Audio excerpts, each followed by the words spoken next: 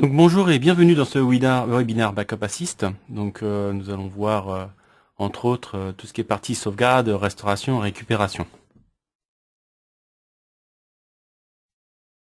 Donc pour commencer, l'éditeur, donc Cortex IT, ils sont basés donc à Melbourne en Australie. Ils ont une distribution de leur logiciel dans environ 70 pays. Le fondateur, donc Linus Chang, à votre droite, et le directeur Stephen Chua, qui est à votre gauche. Donc Whatsoft, nous sommes donc une société de solutions informatiques à valeur ajoutée. Donc nous avons été créés donc en 2001 à Pessac, à côté de Bordeaux. Nous sommes une équipe donc de 18 personnes que vous voyez donc à votre droite. Nous avons un centre d'expertise technique pour tout ce qui est, on va dire, support sur les différents produits. Nous effectuons également des formations sur différents produits comme 3CX, MDemon et Backup Assist. Nous avons également aussi un service commercial tout ce qui est, on va dire, commande de vie. Et nous avons un service de traduction qui permet donc d'avoir des documentations et des interfaces en français. Nous avons également aussi un back-office qui vous permet donc en tant que revendeur d'accéder donc à vos différentes informations, devis, factures, etc., etc. Et surtout d'avoir la possibilité d'établir et de faire des commandes directement sur notre site 7 jours sur 7, 24 heures sur 24. Donc nous sommes distributeur exclusif donc pour cette solution de sauvegarde. Donc dans ce sommaire, nous allons voir entre autres donc les trois axes de Backup Assist, donc la sauvegarde, les différents types de sauvegarde qui peuvent exister, la restauration, donc comment on va restaurer donc les différents fichiers et dossiers que nous avons sauvegardés au préalable, et la récupération lorsque vous avez un crash disque dur système, comment récupérer intégralement le système. Ensuite, nous verrons donc différentes problématiques de sauvegarde. Donc entre autres, les rapports pour avoir une information sur ce qui s'est passé, la surveillance, donc vraiment la possibilité donc de voir exactement ce qui se passe sur les différentes sauvegardes de vos clients, la centralisation donc de toutes ces sauvegardes pour pouvoir avoir un vue d'ensemble, la facilité de mise en œuvre. Vous allez voir, il y a un exemple de tâche qu'on va créer à travers les PowerPoint. Vous verrez, c'est vraiment quelque chose de très très simple. Et enfin, donc le prix. Donc vous verrez que Backup Assist, pour ceux qui ne connaissent pas, est très très abordable par rapport à d'autres solutions. Donc cette vue d'ensemble, donc Backup Assist va pouvoir s'installer. Alors actuellement nous en sommes à la version 8. Donc la version 8 va pouvoir s'installer sur tout ce qui est version récente, à partir de Windows 7, Windows 8, 2008, 2012. La version, si vous avez un ancien système d'exploitation, que ce soit un Windows 2008 32 bits, bon, il en existe, version familiale, ou bien un 2003 encore, vous ne pourrez plus utiliser la version 8, mais vous pourrez tout à fait utiliser une version 7 avec une clé que vous pourrez acheter actuellement. Ensuite, au niveau des applicatifs et serveurs, donc il faut savoir que Backup Assist intègre plusieurs modules, mis à part le Backup Assist de base. Et donc, dans ces applicatifs et serveurs, vous aurez la possibilité, donc, entre autres, d'utiliser Backup Assist pour sauvegarder vos boîtes aux lettres Exchange. Et au niveau des serveurs Exchange, vous aurez le choix, donc, à partir de Exchange 2000, 2003, 2007 et 2010. Ensuite, vous avez un module SQL qui va vous permettre donc de faire des sauvegardes de vos bases de données SQL. Et là, au niveau des applicatifs et serveurs, c'est à partir de SQL Server jusqu'à SQL 2012. Au niveau de sauvegarde sur des hyperviseurs, il faut savoir que Backup Assist a la possibilité de sauvegarder vos machines Hyper-V, et donc ça, vous pouvez le faire directement à partir donc de Windows 2008 Hyper-V, que ce soit en interface graphique normale ou en Core Edition, et également aussi en Windows Server 2012.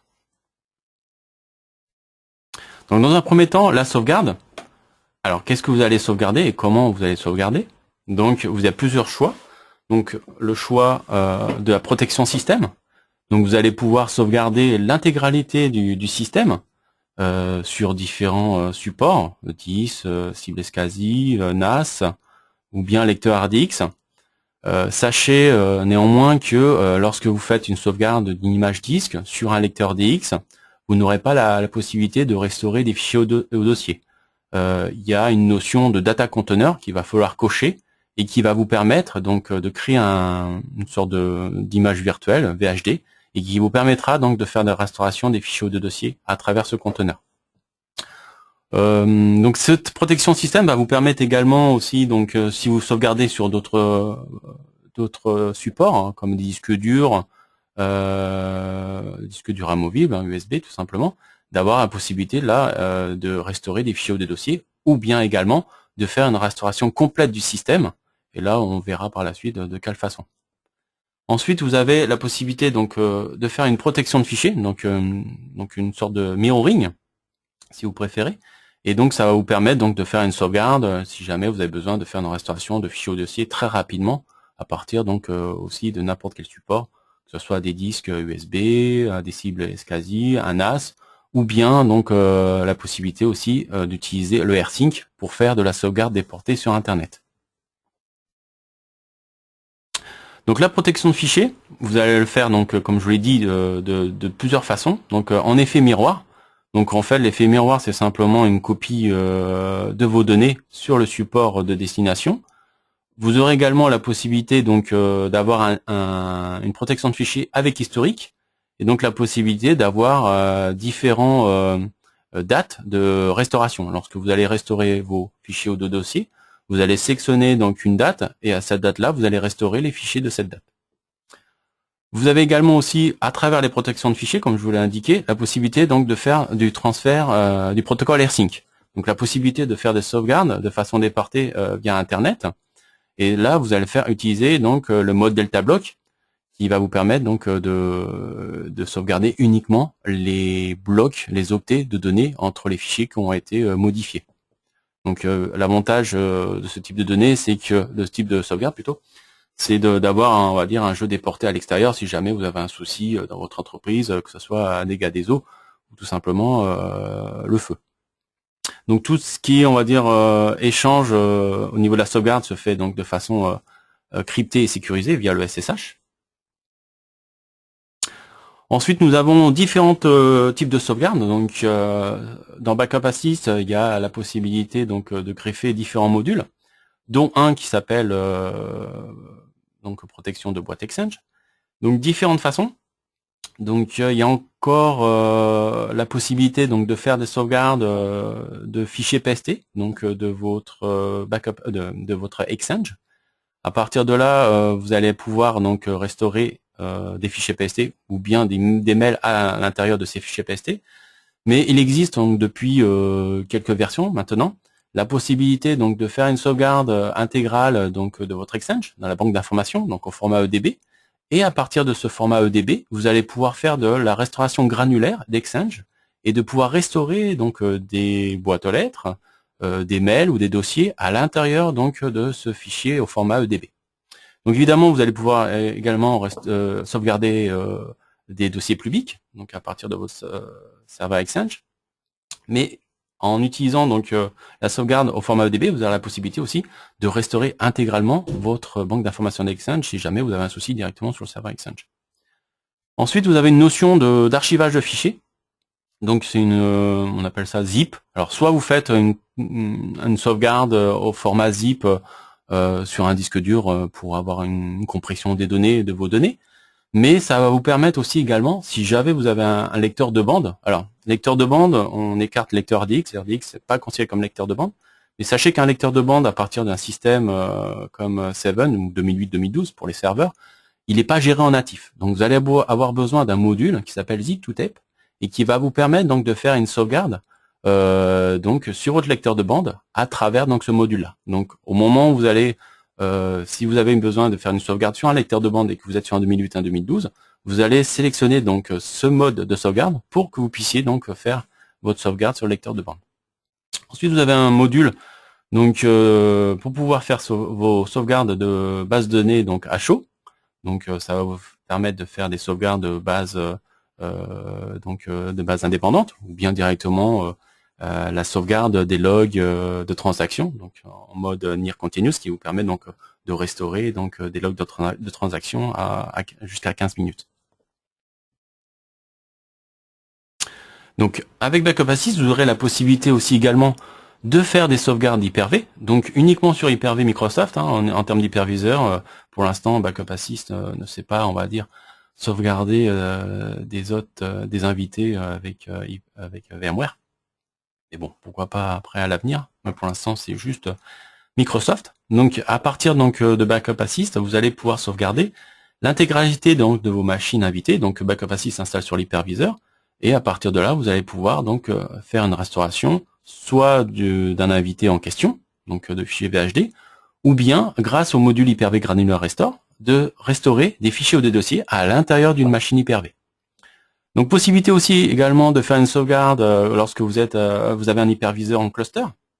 Donc il va vous falloir un Backup Assist donc sur chaque host qui vous permettra donc d'effectuer votre sauvegarde. Vous avez donc évidemment, lorsque vous avez fait la sauvegarde, étant donné que vous avez des machines virtuelles qui sont en cours d'exécution, la sauvegarde se fait à chaud et c'est géré par les VSS de Microsoft, volume Shadow Copy, fichier instantané. Donc en termes de restauration, donc dans Backup Assist, une fois que vous avez fait votre sauvegarde, vous avez un module de restauration et qui va vous permettre donc de restaurer facilement vos dossiers. Donc différentes possibilités. Donc soit vous faites une restauration des données applications, donc des fichiers, des dossiers, soit vous faites une restauration à partir d'une sauvegarde complète protection système, donc d'Hyper-V, soit vous faites une restauration donc de vos données lorsque vous faites une sauvegarde de vos boîtes à lettres Exchange. De la même façon pour vos bases de données SQL. D'autres applications, c'est pour la gestion donc d'applications VSS. Mettons que vous voulez restaurer un SharePoint ou bien un Exchange ou bien un Active Directory. Vous aurez la possibilité de le faire à partir de là. Et également aussi la possibilité de restaurer des volumes ou bien directement l'état système ou l'Active Directory. Donc voici à quoi ressemble la console de restauration. Donc c'est vraiment une console qui est intégrée dans la solution. Et à partir de là, donc vous sélectionnez donc vos sauvegardes et vous allez pouvoir restaurer vos fichiers, vos données à l'endroit de votre choix. Donc la console de restauration pour une gestion de versionning, donc il suffit de choisir la date à laquelle vous voulez donc restaurer votre fichier, et à ce moment-là, vous aurez la possibilité de restaurer donc le fichier par rapport à la date de votre sauvegarde. Donc voici l'exemple d'une restauration granulaire Hyper-V. Donc lorsque vous voulez faire une restauration donc granulaire, donc de pouvoir récupérer des fichiers ou des dossiers à l'intérieur d'une machine virtuelle, il suffit donc de sélectionner votre machine virtuelle. À ce moment-là, il va être monté dans un lecteur virtuel, et à partir de ce lecteur virtuel, vous allez pouvoir restaurer vos fichiers, vos dossiers. Donc c'est très très simple. Ensuite, vous avez une notion de récupération. Alors dans cette notion de récupération, c'est plus dans la notion de récupération système, c'est-à-dire que vous allez refaire votre image de votre système entier, ce qui vous permettra donc de récupérer toutes les données si jamais vous avez un crash disque dur ou autre chose. Donc vous avez plusieurs possibilités. Soit vous utilisez donc la barre Meta Restore de Windows, donc quand vous bootez dessus, il vous demande de récupérer vos données, donc vous sélectionnez votre fichier VHD, et à ce moment-là, il va vous remonter votre système. Ou soit, lorsque vous faites une protection système, à la fin de la tâche, il vous propose de créer un CD bootable qui s'appelle Recover Assist, et qui va vous permettre donc, grâce à ce support de démarrage, de pouvoir remonter votre image. Alors, l'avantage d'utiliser Recover Assist par rapport à la barre Meta Restore de Windows, et par rapport, on va dire, au matériel. Si jamais vous faites une restauration sur du matériel différent, la plupart du temps, quand vous utilisez la barre Meta Restore, donc le CD de Windows, vous avez souvent des écrans bleus. L'avantage de Recover Assist, c'est que ça vous évite ce désagrément. L'autre avantage, c'est que vous pouvez également aussi, à travers le support de démarrage, de monter également les drivers de votre carte RAID, d'installer des applications et des petits utilitaires. Voilà, tout un tas de choses qui vous permettent donc d'utiliser avec plus de souplesse la restauration de votre système. Donc voici un exemple là où vous avez la possibilité donc d'ajouter directement les pilotes au support de démarrage. Donc au niveau des supports, hein, vous avez également la possibilité donc de booter sur un CD, sur une carte SD, sur une clé USB, etc., etc. Donc possibilité image ISO, c'est des DVD Blu-ray et support amovible. Donc ensuite nous allons voir donc les problématiques donc de sauvegarde. Donc vous allez voir les rapports, la surveillance, la centralisation, la facilité de mise en œuvre au niveau d'une sauvegarde et le prix. Donc les problématiques de sauvegarde, donc c'est évidemment d'avoir la possibilité de récupérer le système entier grâce à une image disque, donc une protection système, ou une machine virtuelle quand vous êtes sur un hyperviseur. Ensuite, la possibilité de faire une sauvegarde très simple, donc de mirroring, qui vous permettra de restaurer très facilement vos données ou vos dossiers, vos fichiers ou vos dossiers, lorsqu'un utilisateur, par inadvertance, supprime, on va dire, un fichier ou un dossier. La possibilité donc de faire une sauvegarde via Internet, via AirSync, pour justement avoir un jeu de sauvegarde à l'extérieur. La possibilité de faire des sauvegardes d'applications critiques, donc VSS, comme SharePoint, Exchange ou l'Active Directory. Et également le prix et la facilité, et la gestion évidemment pour pouvoir surveiller directement les différentes sauvegardes de vos clients. Alors voici un exemple de rapport. Donc c'est un exemple de rapport que vous avez lorsque vous effectuez une sauvegarde dans Backup Assist, qui vous montre, on va dire, les différentes données du backup que vous avez effectué, l'espace libre, le ratio, s'il y en a, et les différentes sauvegardes qui existent sur le support. Voici un rapport plus détaillé où également vous avez, lorsque vous avez des erreurs, une erreur, un numéro, BA quelque chose, avec un lien qui vous envoie directement sur une knowledge base de Backup Assist et qui vous permet, dans la plupart du temps, de solutionner votre problème dans le cas où vous auriez une erreur. Donc c'est vraiment un rapport détaillé, complet et compréhensible. Là, dans cette diapositive, on ne voit pas, mais dans la version 8, nous avons des détails encore plus poussés en termes de rapport. Voici un exemple de rapport directement intégré dans Windows SBS, puisque vous avez la possibilité dans SBS, même s'il n'y en a plus beaucoup, d'avoir directement les rapports dans l'interface. La surveillance centralisée, donc nous allons y venir. Donc c'est une option qui vous permet, donc quand vous êtes revendeur, d'avoir, on va dire, un mail par jour pour l'ensemble de vos installations Backup Assist. Donc c'est quelque chose qui est gratuit et qui fonctionne lorsque toutes les licences de vos clients sont en garantie mise à jour. Donc il suffit simplement de faire une demande auprès de notre support, de notre service commercial pour avoir un code, donc une interface web, qui va permettre donc de recevoir des informations sur l'ensemble de vos clients Backup Assist. Alors comment ça marche? Donc vous avez un code et un identifiant qu'on va vous communiquer, que vous allez donc configurer au niveau des différents Backup Assist de vos clients. C'est donc les jobs qui vont être, on va dire, configurés, vont être envoyés directement chez les serveurs de Backup Assist. Donc ça utilise le protocole HTTPS pour envoyer ces informations. Et ensuite, les serveurs de Backup Assist vont mettre à disposition, donc sur votre interface web, les différentes informations qui seront remontées donc de vos différents Backup Assist de vos clients. Donc ça permet de voir une vue d'ensemble des différents rapports, des différents Backup Assist de vos clients. Donc ensuite nous allons voir, donc comme je vous l'ai dit, la facilité de mise en œuvre. Donc on va créer, on va dire, de façon virtuelle, une sauvegarde, et vous allez voir, c'est très simple. Donc là, on va créer une sauvegarde de protection système, donc qui permet à la fois donc de récupérer l'intégralité du système, mais également aussi, suivant le support, de restaurer des fichiers ou des dossiers à l'intérieur des fichiers VHD. Donc là, on nous indique, on demande à quel type de fichier de dossier qu'on veut sauvegarder, mais étant donné que c'est une protection système, on va sauvegarder tout le système, hein, donc l'intégralité des volumes. Hein.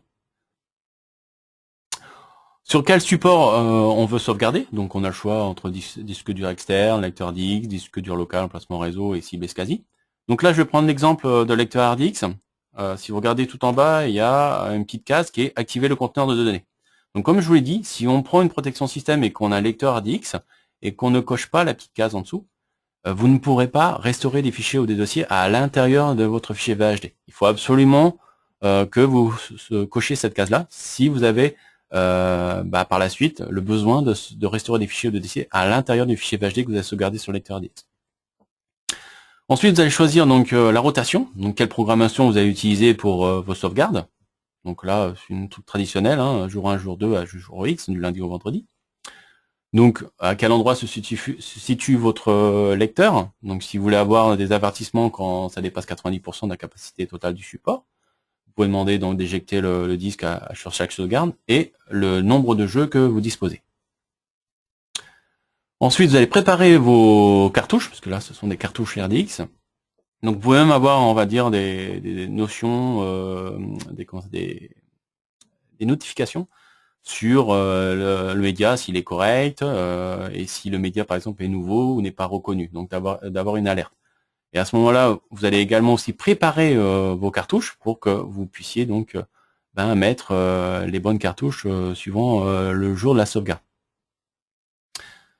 Vous indiquez le nom de votre tâche, et là vous avez un résumé directement de votre tâche et vous pouvez commencer à effectuer votre sauvegarde.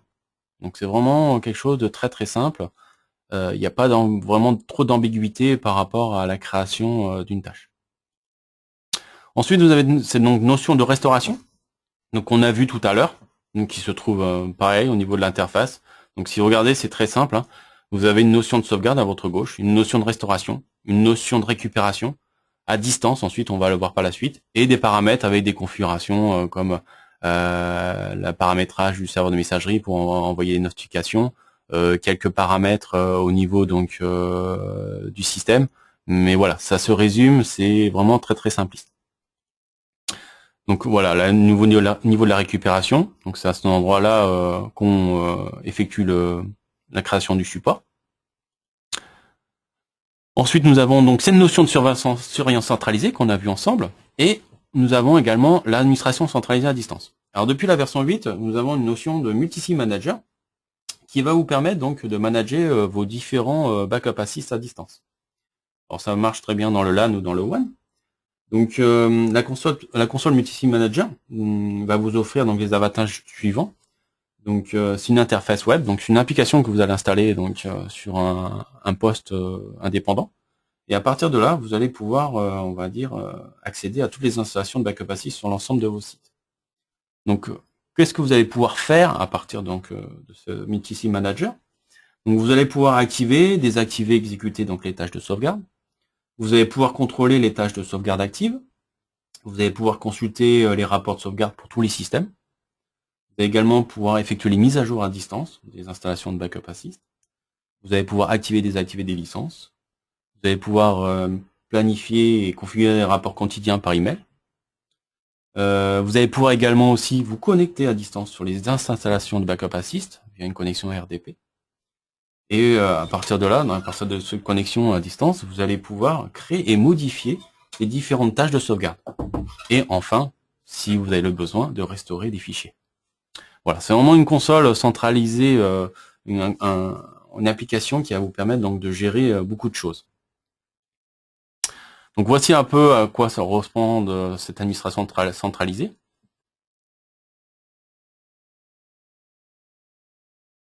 Donc on voit les différents types de gestion, le rapport, les infosystèmes, le support et la licence.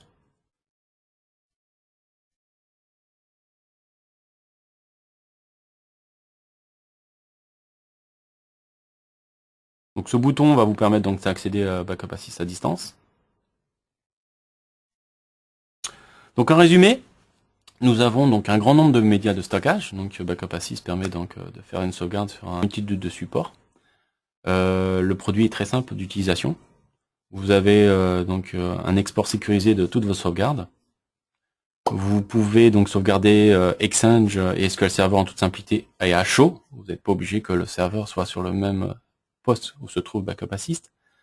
Vous avez une surveillance centralisée de vos rapports de sauvegarde via donc le Multi-SIM Manager ou la surveillance centralisée, le CMC. Les sauvegardes se font à chaud, donc via les VSS de Microsoft pour les clichés instantanés. Possibilité donc de faire des images complètes du serveur Backup Assist, évidemment, si vous êtes un système d'exploitation qui utilise le Windows Imaging, donc à partir de Windows 7. La possibilité donc de faire la restauration granulaire lorsque vous êtes sur une architecture Hyper-V. Donc possibilité donc de gérer des lecteurs de bande lorsque vous êtes sur un système comme 2008 qui le gère pas en natif grâce au module Zip2Tape. Vous avez une documentation qui est riche et complète sur le site de l'éditeur mais également aussi sur notre mini-site backupassist.fr, où nous essayons d'avoir le maximum d'informations et de documentation en français. Et la possibilité donc de faire du cryptage et la compression de vos sauvegardes grâce donc à sauvegardes déportées en AirSync. Alors dans les nouveautés de la version 8, nous retrouvons donc la sauvegarde d'image disque avancée.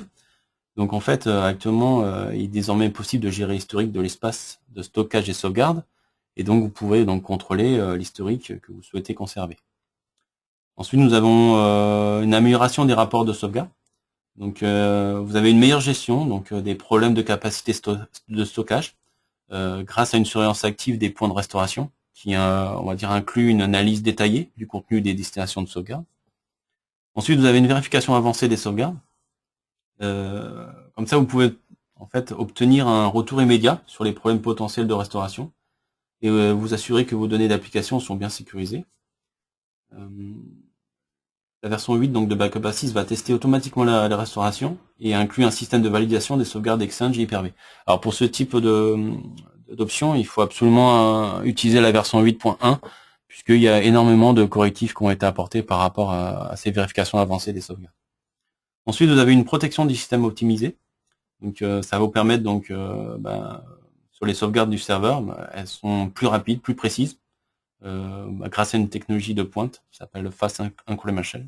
Ça à cocher dans les paramètres Windows de la console Backup Assist.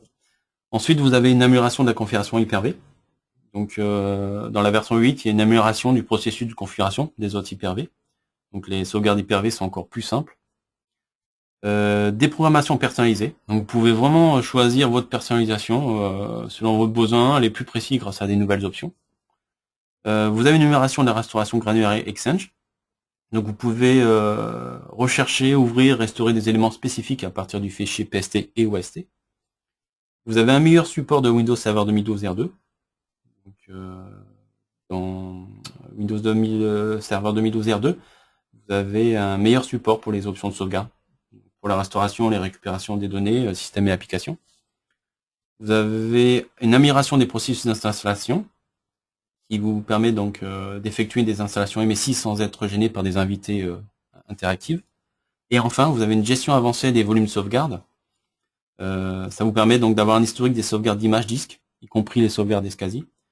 Vous avez un avertissement qui vous prévient lorsqu'un serveur ne dispose pas d'un node fixe VSS, important requis pour sécuriser l'historique. Voici donc les nouveautés de la version 8.